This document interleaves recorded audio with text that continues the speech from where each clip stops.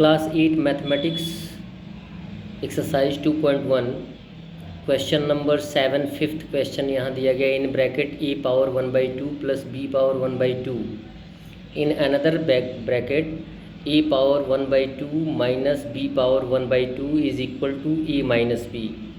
इसमें identity use करनी है। आपको क्लास 8 में पढ़े भी होंगे या पढ़ेंगे भी कि इन ब्रैकेट अगर एक ब्रैकेट में ए प्लस बी और दूसरे में ए माइनस बी होता है तो उसका वैल्यू होता है ए स्क्वायर माइनस बी स्क्वायर, यानी एक को ए मान लेते हैं और दूसरे को बी मान लेते हैं। क्लियर। और यहाँ पर दिया गया ए का पावर 1/2 और बी का पावर 1/2, यानी दो टर्म दिए गए हैं।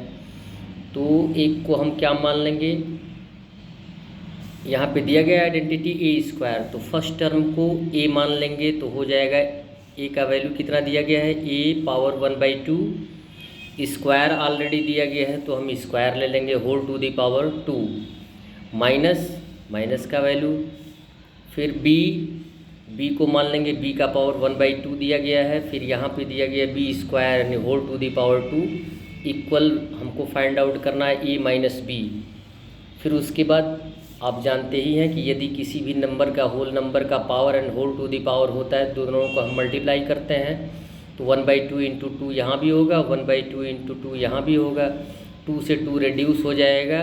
क्लियर। तो पावर 1 आएगा। यदि किसी भी नंबर का पावर 1 होता है तो वह सेम नंबर आता है, यानी ए का पावर 1 है तो ए होगा, बी का पावर 1 है तो बी होगा, यानी ए माइनस बी इक्वल हो जाएगा ए माइनस बी। यहाँ पर LHS और RHS इक्वल हो जाते हैं, इस प्रकार प्रूव हो जाता है। फिर नेक्स्ट दिया गया है 6 क्वेश्चन दिया गया है A power 1/3 minus B power 1/3 और फिर in another bracket A power 2/3 plus A power 1/3 B power 1/3 plus B power 2/3 is equal to A minus B.